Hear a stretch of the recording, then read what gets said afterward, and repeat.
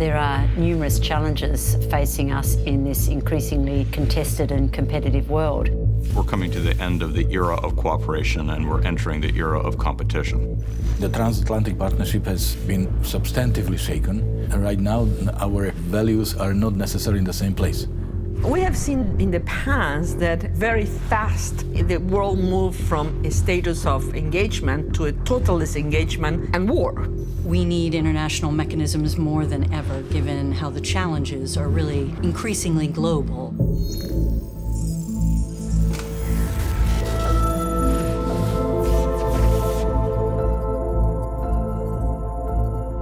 The globalization euphoria has passed, where you see a reaction in lots of different societies around the world where people have real anxieties.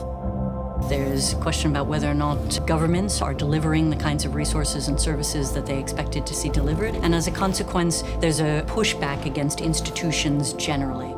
That framework of alliances and treaties and norms underpinned by international law, there are some nations that are challenging that order because they don't think it reflects current reality.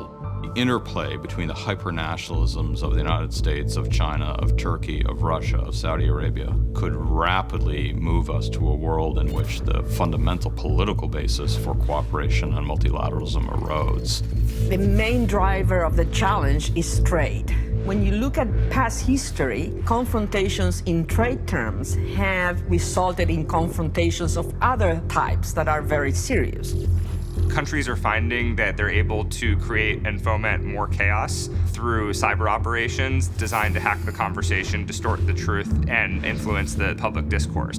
Alliances actually become more valuable because you need to mobilize coalitions of countries, not only to deal with those power challenges, but also to deal with these overarching challenges that no one country is going to be able to solve on its own. Our response to climate change is going to be a very significant driver of this new economic transformation. As we move to technologies which are cleaner, greener, there are going to be new winners and losers. New countries are going to rise, new businesses are going to emerge. We are embarking on a period with a lot of competition in technology, but also the new technology can be very constructive and helpful. The internet and AI will influence policy making and also produce increased productivity. We need to make decisions quickly. It is really important that countries who are convinced that the system that is based on the respect for rules stands up and speaks out. We still have the institutions which allow for certain level of dialogue. Question is, are we able to translate those conversations into impact?